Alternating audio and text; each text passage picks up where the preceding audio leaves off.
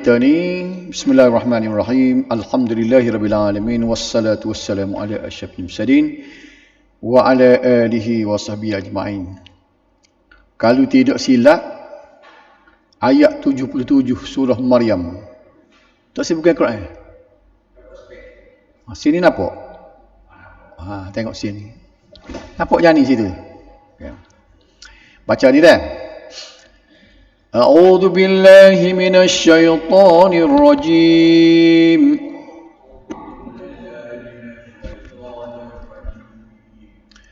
بسم الله الرحمن الرحيم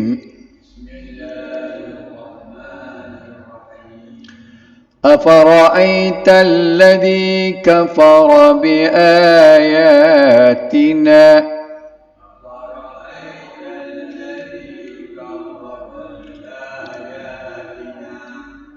وقال لأوتين مالا وولدا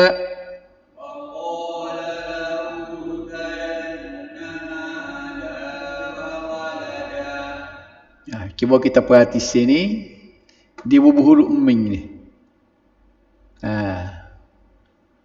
Dah ni.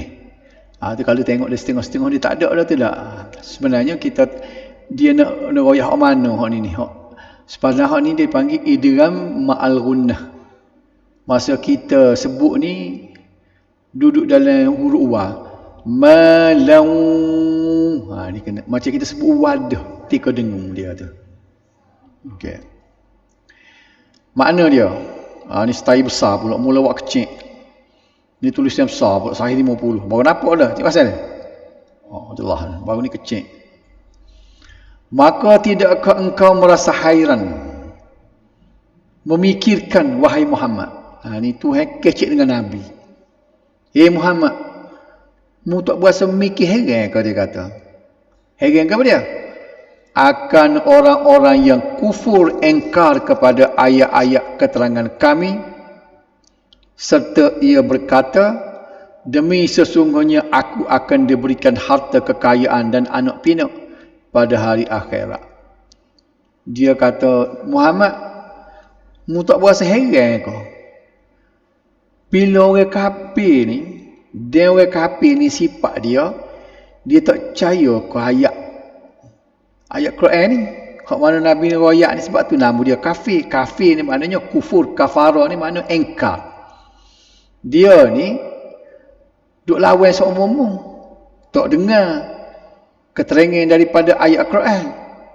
Tiba-tiba dia kata aku seksa di akhirat aku boleh harta banyak, boleh hanuk pinuk keluarga besar. Tidak rasa pelik ni. Hak jebui kesenangan kekayaan di akhirat ni Tuhan. Lepas Tuhan mana nak bui kaluasa atas dunia dulu? Dia duk lawan hak Tuhan. Apa tak? Jadi Tuhan tanya, mu tak rasa pelik ke? Muhammad. Okay. Ada dah. Ini huraian dia.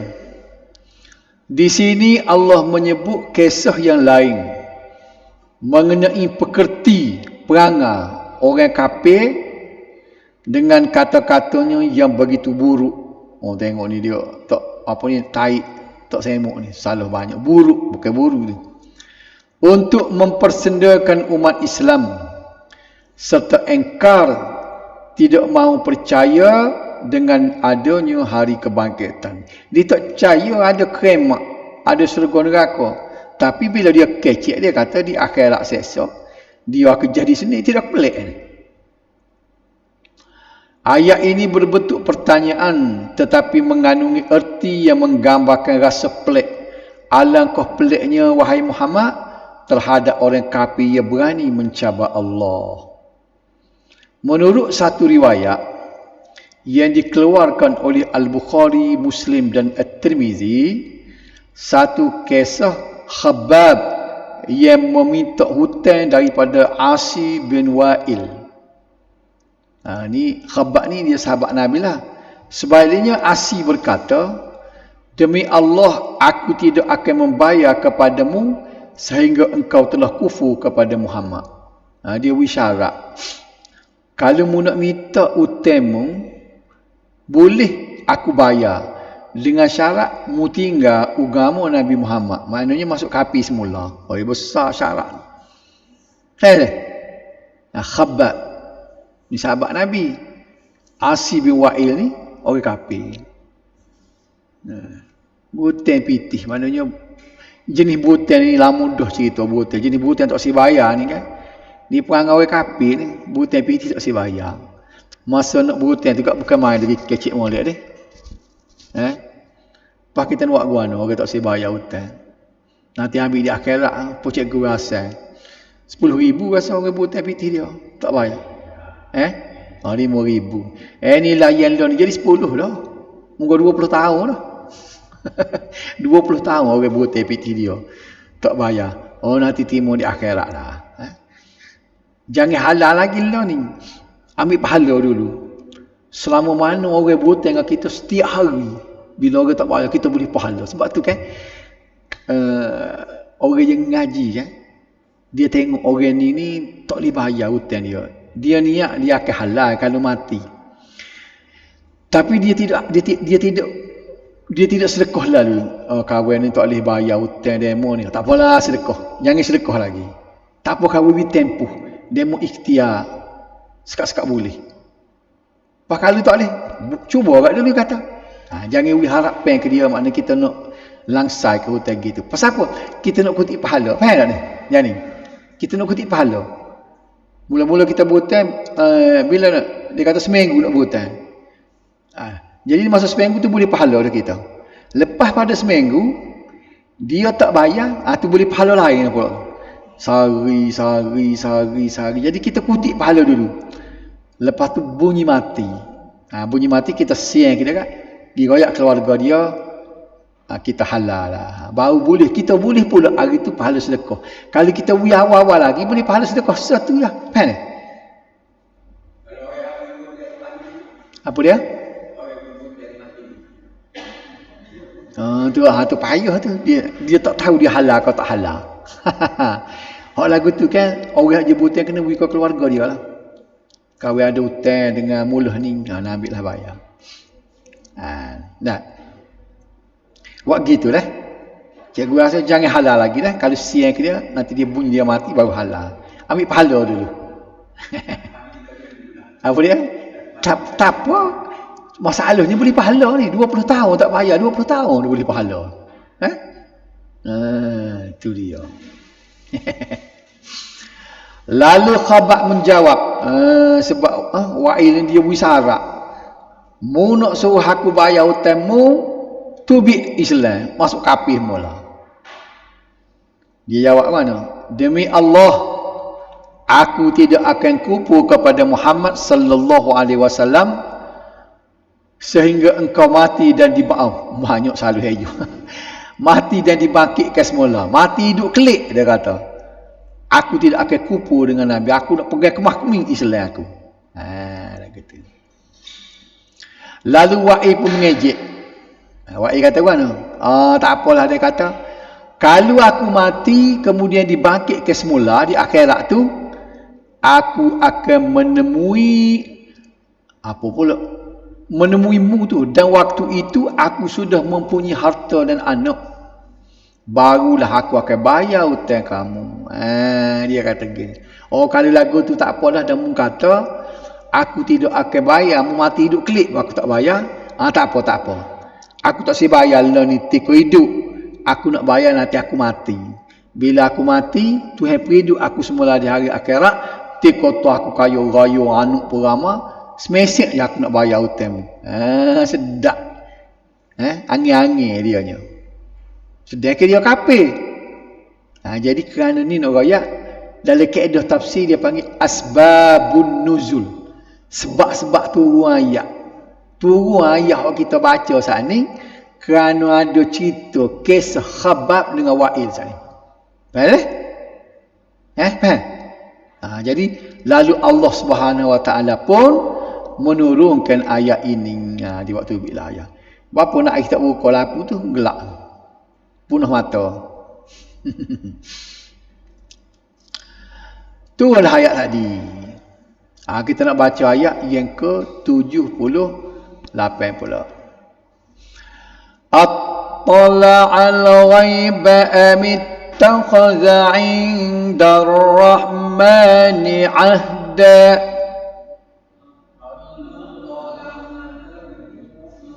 Payah sebut ke? At-tala'al ghaiba. Pula. At-tala'al ghaiba amittakhadha 'inda ar-rahmani 'ahda.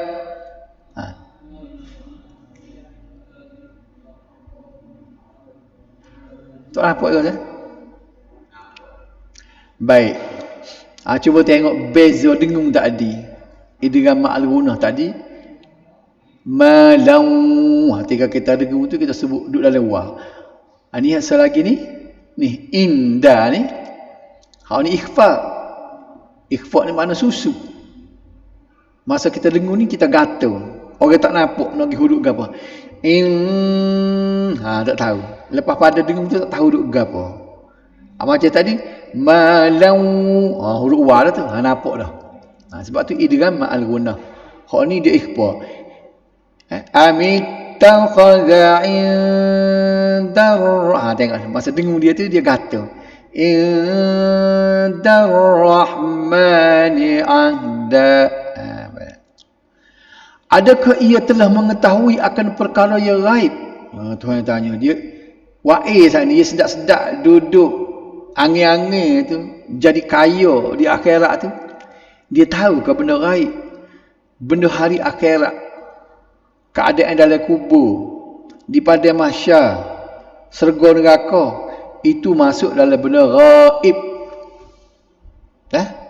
Benda yang tak nampak tengok. Benda tak boleh nak kesan dengan alat-alat yang ada atas dunia ni.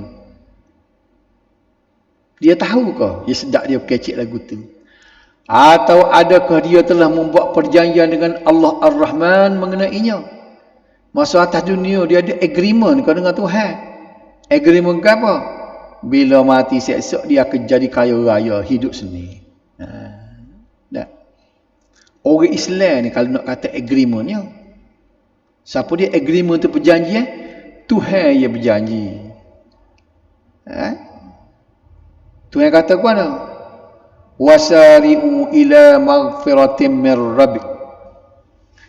Bersegeralah dia kata kepada keampunan daripada Tuhanmu.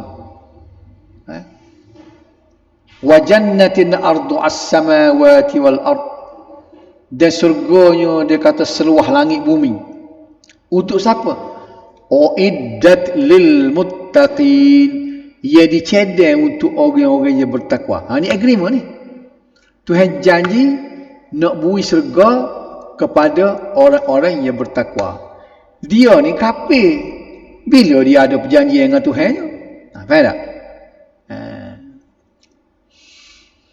Baca ayat 79 pula. Kalla sanaktubu ma yaqulu wa namuddu lahu minal adhabi madda.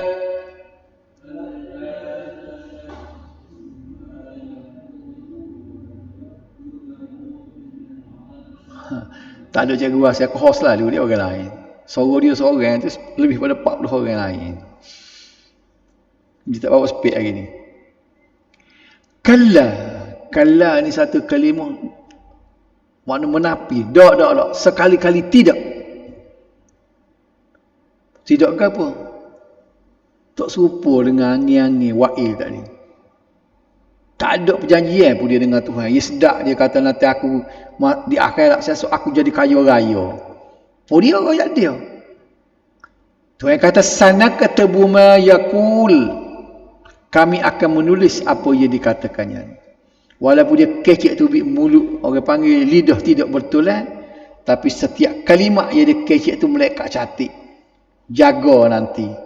Tuhan kata aku ingat apabila perkataan dia ni. Lepas Tuhan nak buat lagu mana? Wa namuddu lahu minal azabi madda. Dan akan kami tambah baginya dari azab seksa berganda-ganda. Dahlah kafir tu dia orang panggil boleh azab dah. Tambah pula azab yang berganda-ganda. Situ dah. Huraian tadi kan, dua ayat tadi. Lalu Allah membalas kata-kata ejekan mereka menerusi ayat 78. Adakah dia mengetahui perkara gaib? Tidak duduk dia lah. Tak ada orang yang tahu perkara gaib kecuali diberitakan oleh Allah. Macam mana? Benda gaib kan, syurga neraka.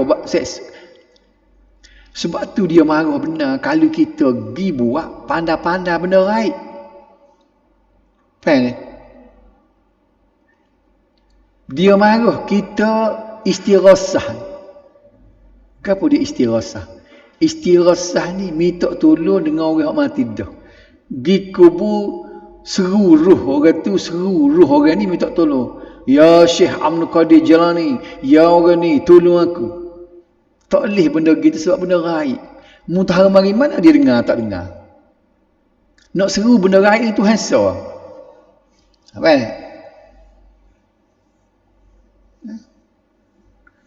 La yad'una ma Allah ilahan akhar. Mereka ini tidak menyeru selain daripada nama Allah. Kita kena seru Tuhan Allah, Ya Rahman, Ya Rahim. Pasal apa? Sebab benda gaib ni mu tak tahu. Tebal duduk kecik benda gaib, cem belawak. Sedek royak. Nah, benda gaib. Benda dia orang panggil di luar daripada panca indera kita. Lepas tu kalau kita tengok cerita Nabi-Nabi tu, apa dia tahu benda gaib? Kenapa? Kan Tuhan royak. Kalau Tuhan tak royak, dia pun tak tahu. Ingat dia cerita kita baca surah Al-Kahfi mula. Nabi Khidir. Tak? Lagu mana cerita Nabi Khidir tu? Dia dengan Nabi Musa. Ingat Abedin. Nabi Khidir kan dengan Nabi Musa tu. Jadi, dia naik atas perahu. Nabi Khidir tebuk perahu. Nabi Musa marah. Nabi dia kata, aku tebuk perahu ni kerana ada raja jahat depan nak rapah. Macam mana Nabi Khidir boleh tahu? Kerana Tuhan royak. Baik, faham kita ni bila dia ni cerita kesilapan juga orang-orang ngaji tasawuf sufi ni. Dia akak Nabi Khidir tu siapa naik tinggi tu lebih daripada Nabi Musa. Nabi Khidir dia buat benda Nabi Musa larang, tiba-tiba betul dia. Dalam Quran sebutkan surah Al-Kahfi tu. Lepas tu jumpa budak duk main, Nabi Khidir gerepih tekuk budak tu. Nabi Musa marah. Nabi Khidir kata sebab budak ni besar esok akan jadi kafir. Betul Nabi Khidir lagi dah. Lepas tu seterusnya ada cerita selagi hak dini terbalik tu. Nabi Khidir tak siwi akak. Nabi Musa suruh akak. Dia tak siwi akak. Sebab apa? Ada harta anak yatim bawah tu. Jadi tiga cerita ni menunjukkan Nabi Khidir tahu benda gaib. Pasal diberitahu oleh Allah Subhanahu Wa Taala. Nabi Musa tak tahu. Mana bisa agak dua tu? Mana tinggi kedudukan Nabi Khidir dengan Nabi Musa? Nak tanya ni. Cikgu rasa agak mana tinggi dua tu?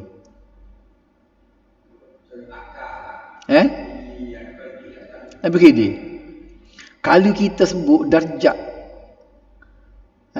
mana tinggi martabat Nabi Khidir dengan Nabi Musa, kita kata Nabi Khidir lebih tinggi, punah akidah kita. Tak sekira pasal apa? Akidah kita, orang yang paling tinggi sekali Nabi adalah Rasul. Nabi Khidir dia tidak Rasul, dia Nabi saja. Nabi Musa Rasul. Faham ni? Hak dia tahu benda gaib itu, tak apalah Tuhan dia tahu, tapi tidak menyebabkan dia jadi tinggi dari pesesok duduk dalam syurga, sesok tingkatan syurga. Nabi Musa lebih tinggi daripada Nabi Khidir. Akidah kena duduk situ sebab dalam akidah kita kena pegang akidah kita, rasul-rasul lebih tinggi daripada nabi-nabi saja. Hak nabi tidak rasul. Nabi Khidir tidak rasul, nabi saja. Pula antara rasul-rasul pula dia panggil ulul azmi 5 orang. Siapa dia tinggi sekali ulul azmi? Nabi Muhammad. Nombor 2 ni tak tahu ni ni benda Nabi Ibrahim, sebab tu dari tahayat ada dia. Nabi Ibrahim nombor 2 dari syurga. Siapa dia pertama sekali duduk tempat yang paling tinggi sekali darjat Nabi kita, Nabi Muhammad. Nombor 2 dia tahu Nabi Ibrahim. Lepas Nabi Ibrahim, ni, wedek tahu eh? Tak okey ni ulul azmi ni, wah kena tahu dah. Musa. Ingat Nabi Musa nombor 3 ni. Nombor 4 Isa. Nombor 5 Nuh. Ulul azmi ni 5 orang eh. Muhammad, Ibrahim, Musa, Isa, Nuh. Tu dia ingat bila ni? Malaikat orang. Lama dia ngaji ulul azmi dekat tahun berapa. Jadi nak kait dengan benda gaib ni. Kadang-kadang orang yang ngaji tasawuf tu, dia cerita hebat Nabi Khidir ni. Nampak dengar ke cerita tu lebih pada Nabi Musa. Sedangkan Nabi Musa ni kan nombor 3 tahu. Lepas Ibrahim dia halal. Nah, kerana semata-mata Nabi Khidir ni tahu benda gaib. Itu pun dia tahu benda 2-3 perkara tu je, bukan tahu semua. Contohnya, bila Nabi Musa jumpa dengan dia di atas batu, kita baca dalam surah Al-Kahfi dulu.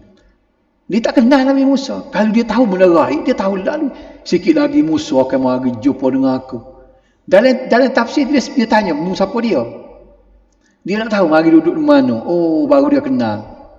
Nabi Musa ni cucu kepada Imran ke apa dia. Mana? Artinya Nabi Khidir bukan tahu semua, dia tahu 2-3 perkara tu, Tuhan royak ke dia. Kerana apa? Kerana dia nak ajar Nabi Musa. Dia nak ajar Nabi Musa. Nabi Musa terasa pada masa tu, aku ni banyak ilmu. Jadi Tuhan nak tunjuk, ilmu tu ada lagi ilmu hak mu tak leh, hak mu tak reti. Acimu jalan. Jadi jalan itulah jumpa dengan Nabi Khidir. Tuhan pun campur kepada Nabi Khidir tu, tahu benda-benda gaib tadi, 2-3 perkara tu. Lain pada tu dia tak tahu apa bukti. Kalau dia tahu semua benda gaib, Nabi Musa nak mari dia tahu dah. Dari satu segi, kapan ni nak pergi, ada raja nak rapah depan, dia tahu dah. Budak ni nak mati kafir, tak tahu bila kan budak ni kalau lok dia besar, dia mati kafir, dia tahu dah benda tu. Kalau setara tu punya tahu, tak dia tahu esok Musa nak bagi jalan jumpa aku, dia tak tahu. Nabi Musa jumpa dengan dia, Musa dia tanya. Maknanya bukanlah Nabi Khidir tu dia hebat tahu serba-serbi. Tika tu je Tuhan beri ke dia nya. Maka kalau dengar orang duduk kecek dia dah koyak hebat-hebat Nabi Khidir, kena ingat kata walaupun dalam cerita tu nampak lebih dia pada Nabi Musa, tapi martabat di sisi Tuhan jauh dah. Rasul-rasul ni ada 313 orang. Nabi Khidir tak masuk dalam 313. Sebab dia Nabi saja, bukan Rasul. Dalam 313 tu pulak tu, ambil 5 orang ni pulak, ulul azmi, di kalangan 300 lebih tu, Nabi Musa duduk dalam tu nombor 3. Kau mana? Orang ngaji Saudi dia syok benar ayat cerita Nabi Khidir gini hebat, rendahnya syariat. Kita nak ngaji hakikat, dia nak bawa lagi tu. Dia sebenarnya dia ada buah demoninya. Dia nak apa dia? Dia nak suruh kalau dia buat benda salah, jangan kata salah. Kalau dia tak semayang pun, dia tak pergi semayang Jumaat, dia congong isap rokok pun. Dia mau tengok kulit kita, hakikat kita. Supaya Nabi Khidir lah. Nabi Musa kelih salah sebab dia kita buk kapal kan. Hakikat dia pun tak tahu. Hakikatnya perbuatan dia itu betul. Sebab Tuhan arah dia suruh belah kapal. Sebab kawan juga. Dia mau tengok kawan tak pergi semayang, dia congong atas wakah. Jangan nak nampak lagu tu. Dia nak pergi buah tu sebenarnya. Dia nak royak dia ni ngaji tinggi hakikat. Kita ni ngaji syariat kulit. Jangan tertipu dengan pokok ni. Okey. Adakah dia yakin untuk mendapat harta dan anak di akhirat nanti? Benda gaib. Mu tahu bagaimana mu boleh harta, mu boleh anak di akhirat nanti sedangkan mu kafir. Adakah dia telah membuat perjanjian dengan Tuhan? Ada agreement ke dengan Tuhan? Allah menyangkal dakwaannya, sekali-kali tidak akan berlaku seperti mana yang dia dakwakan. Di akhirat nanti dia tidak akan dikurniakan harta dan anak kerana dia telah dusta dan kufur kepada Allah. Kilasilah lalu. Sebab tu kita ni benda-benda yang paling mustahak sekali. Yang paling besar sekali iman. Iman ni. Inilah harga yang paling mahal duduk dalam diri kita. Mujur Tuhan yang capuk kita jadi orang beriman. Banyak mujur lah. Kalau kita duduk seorang-seorang macam mikir, banyaklah mujur aku ni. Mujur kok tu, mujur kok ni. Sebab kalau tak ada iman, tak buat amal soleh pula, duduk dengan maksiat. Berimedoh kalau buat maksiat pula. Allah hak tu kan tak pandai orang panggil. Jadi kita ni hak ni lah kalau kita duduk bersyukur. Bila-bila kita bersyukur, ya Allah, bersyukurnya tubuh aku sihat, bersyukurnya aku ada pitih tak minta ngorang, bersyukurnya suasana negeri ni amil, makan pun lalu. Sihat gapo kita gini mujur. Hak tu mujur nombor 2. Mujur nombor 1-nya iman Islam kita. Malah Allah akan memberikan azab yang berpanjangan. Dia kafir sekarang. Kita pun baca ayat yang ke-80. Isu hari ni pukul apa ni? Tak tahu lama ni. 35. Oh, lama lagi. Wa narisuhu ma yaqulu wa ya'tina farda.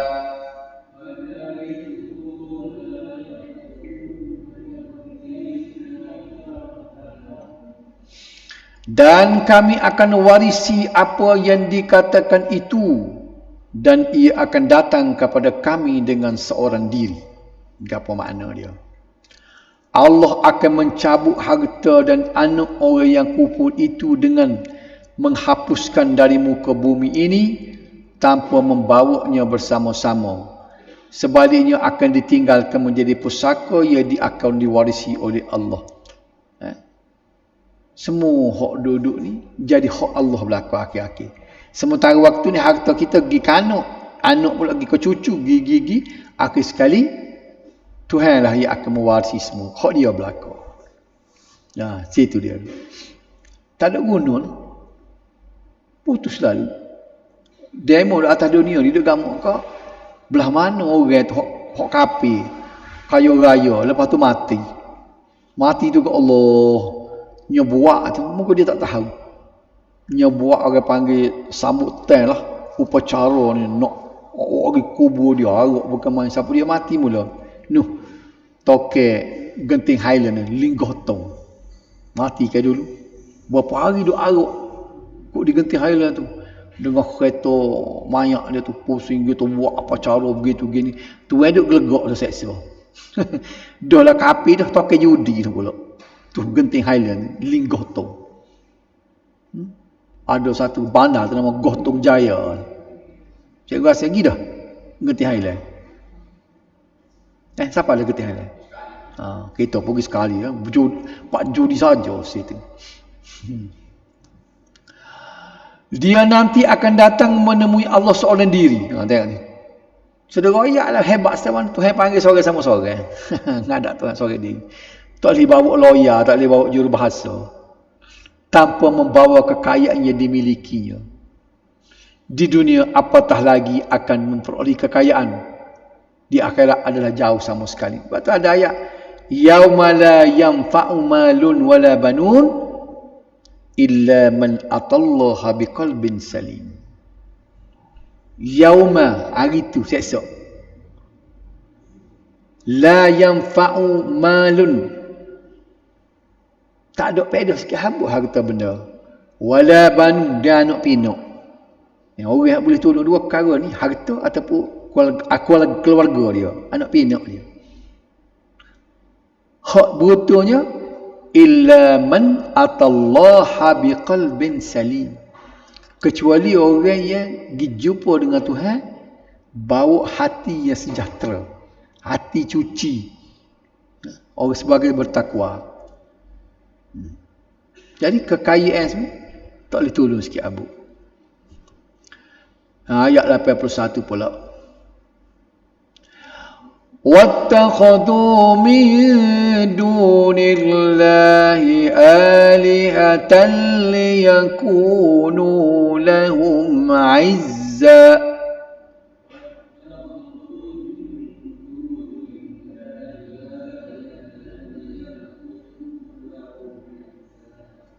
Maknanya idghan juga, idghan bila gunah ni. Tak boleh dengar.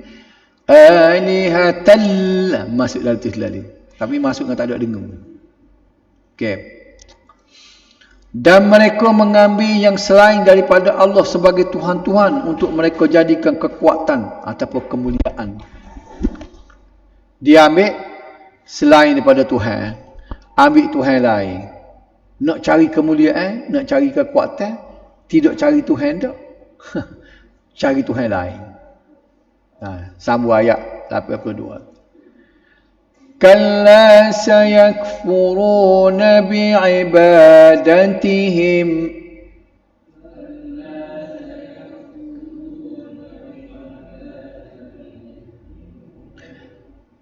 wa yakununa 'alaihim ضِدًّا.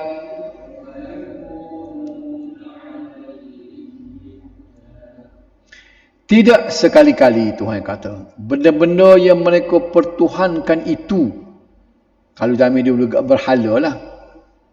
Sebab dalam sejarah manusia ni macam-macam yang dia sembah. Zaman Nabi Musa, anak lembu pun dia sembah. Ada sembah matahari, orang Majusi sembah api. Jadi semua benda yang dia buat Tuhan itu nanti mengingkari perbuatan mereka menyembahnya, dan akan menjadi musuh kepada mereka. Berhala, benda yang dia sembah tu berlepas diri, tak akan tolong dia. Cuba kita tengok. Setelah Allah menyebut pekerti, perangai orang-orang kafir yang mengingkari adanya hari kebangkitan. Dia tak percaya mati ni, kira cucu tanya Cina-Cina ni, mati dia kira tak ada gaib gitu. Dalam kubur ada seksa kubur. Kok mana dia kata? Sekeh royak dia tak percaya.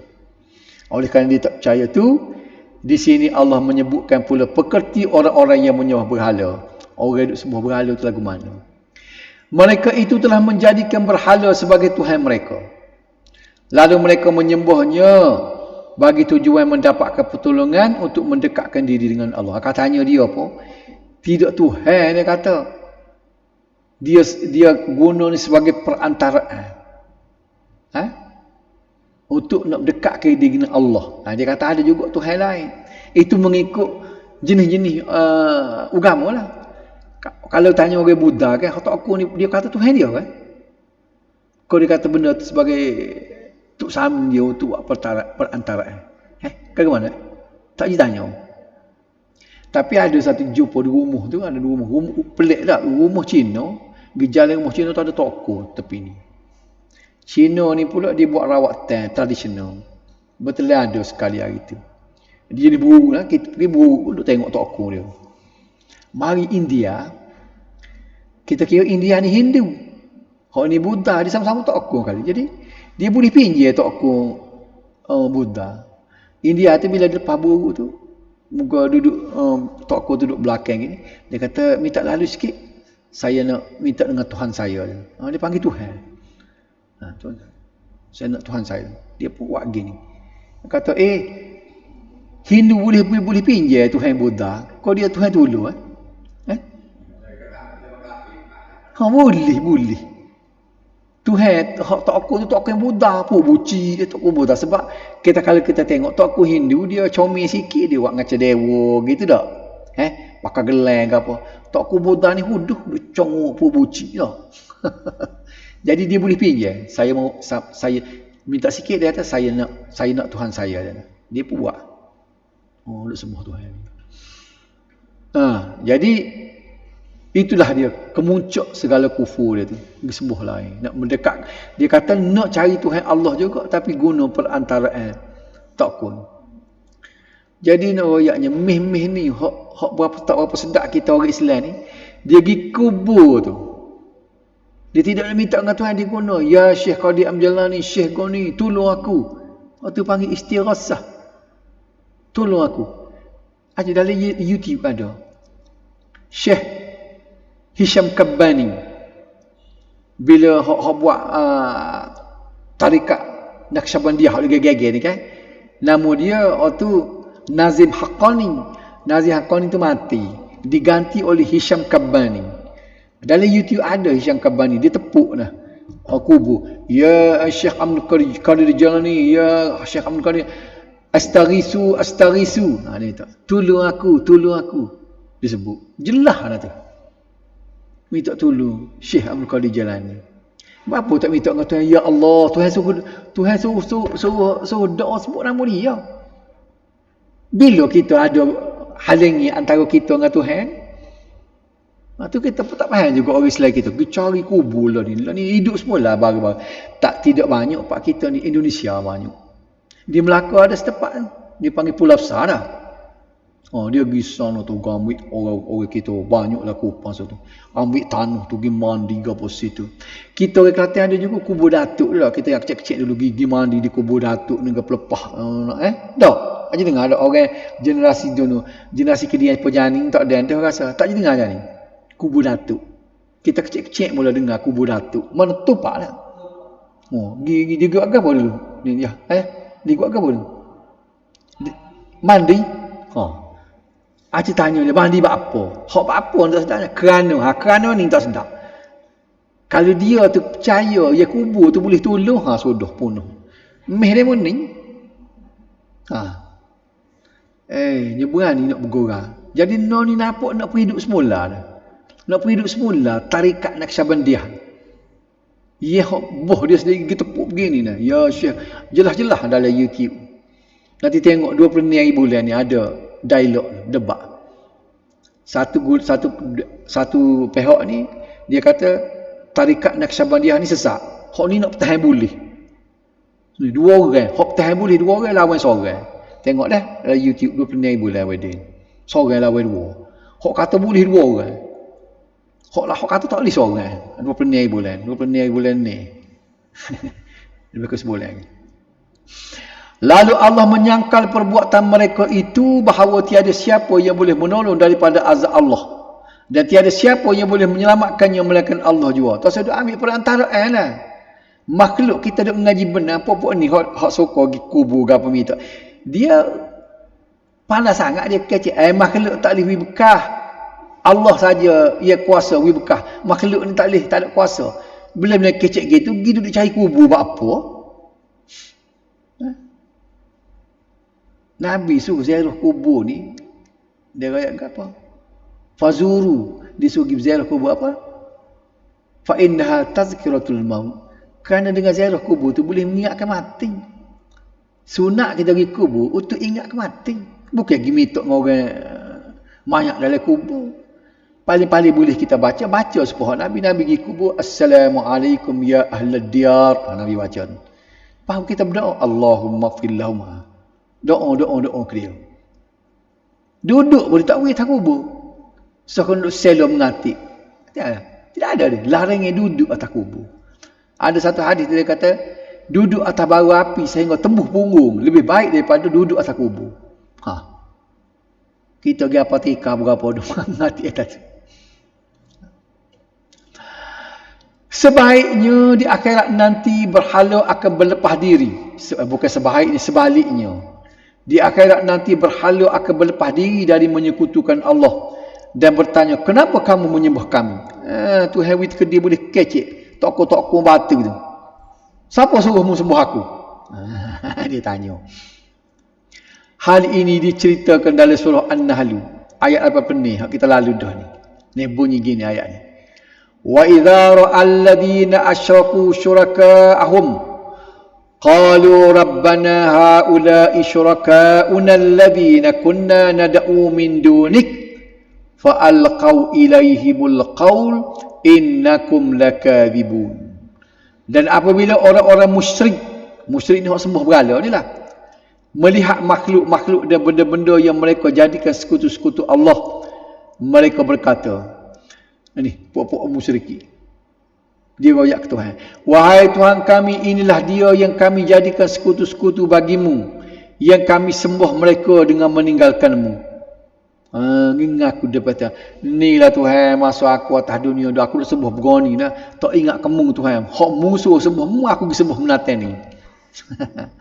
Maka dengan serta-merta makhluk-makhluk yang dipuja itu, tokoh-tokoh kayu, batu-batu tadi, menolak dakwaan mereka dengan berkatanya, sesungguhnya kamu adalah berdusta. Oh, yang dia tak ngak. Ni. Baca lagi. Dancer lagi ni. Alam tara anna arsalna asyayatin 'alal kafirin ta'uzzuhum azza.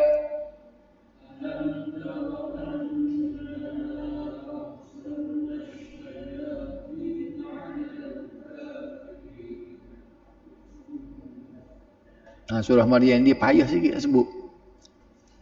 Ta'uzzuhum azza. Tidakkah engkau mengetahui wahai Muhammad, Tuhan kata, bahawa kami telah menghantarkan syaitan-syaitan kepada orang-orang kafir. Oh tu ya payah nak masuk Islam. Setan duk hiasi semua. Duk gelewak dengan setan. Betul dah kita ni. Payah tak ada dia masuk Islam. Dia tengok, dia tak keliru sikit abuk. Dia berasa betul kat dia. Saing orang Melayu. Ada nama Bala Sundran kepada profesor seorang tu. Doktor apa tu malah jadi DHPP tu. Dewan Himpun ni punya kopah. Tak. Royak Islam. Ui. Tapi Hindu lah tu. Dia royak Islam ni dia kata satu agama yang ada syurga, satu-satunya agama yang ada perkiraan syurga dan neraka. Sebab tu dia kata Islam saja yang boleh jaga integriti, tak ada rasuah, tak ada apa. Sebab orang lain dia kata tidak ada dasar. Islam saja dia kata agama yang ada dasar, dia boleh pegang orang supaya jaga ada integriti kerana ada perkiraan syurga neraka. Dia royak gitu semua. Dah mau tahu syurga neraka, molek Islam, Indo Islam tapi tak masuk. Kita pun tak faham. Aja dengar dia bahasa. Ada. Cuba cari dah DHPP tu. Tengok muktamar Pahada semua dah dia. Weh Dr. Bala Sundran tengok nama. Pakai spek tinggi-tinggi. Pasal apa dia jadi payuh masuk Islam? Setan. Nak boleh ke mulut dia nak sebut asyhadu an la ilaha illallah tu gajib setan tak boleh. Buat kelih indah setara mana pun tak boleh masuk. Dia pergi ke mana? La ikraha fid din dia kata. Dia boleh baca tidak ada paksaan dalam agama. Lakum di kita baca lakum dinukum waliyadi, dia boleh baca keling tu. Mu agamamu, aku agama aku. Dia guna ayat ni dia kata. Islam sendiri tidak paksa dia kata. Jadi mu agamamu, aku agama aku. Islam duduk di masjid dia kata. Kita duduk di kuil. Duduk situ, asalkan baik dia. Sebabnya Tuhan royak sendiri ke Nabi kita. Orang kafir ni aku kira setan duduk gelewak dia. Jadi kita ni kalau duduk mari juga setan. Tapi tidak semua setan kafir. Di sini Allah menceritakan pula keadaan orang-orang kafir bersama syaitan yang telah mempengaruhi mereka di dunia sehingga tunduk kepada syaitan. Setan duduk digoda semua. Duduk heret semua setan. Allah memberitahu kepada Nabi sallallahu alaihi wasallam bahawa Allah telah mentakdirkan syaitan-syaitan dapat menguasai orang kafir agar mereka tunduk kepada tipu daya syaitan. Yang ketiga, dengan pemberitahuan tersebut bererti tidak heranlah mengapa orang-orang kafir terus-menerus berada di dalam kesesatan dan kekufuran. Payuh ni. Yang keempat ini bermakna kesesatan mereka itu bukanlah kerana kecuaian Rasul dalam menyampaikan agama Allah, tetapi kerana mereka termakan dengan godaan syaitan. Jadi maknanya Tuhan tidak bubuh kesalahan itu atas Nabi. Bukan kata hey Muhammad dakwahmu tak merata. Sebabnya ramai orang-orang di kota Mekah tu kafir lagi tak masuk Islam. Nabi tak salah. Innama anta mudzakkir lasta alaihim bimusaitir. Mu ni hanya memberi peringatan saja Muhammad. Mu tak boleh paksa, tak boleh guna kekerasan kepada orang kafir. Ni buat guana dia tak sih. Tapi Nabi tu orang panggil rapat ketara dah, habis meta dah. Ajak supaya masuk Islam. Ni kita sambung minggu depan pula ayat yang ke-84.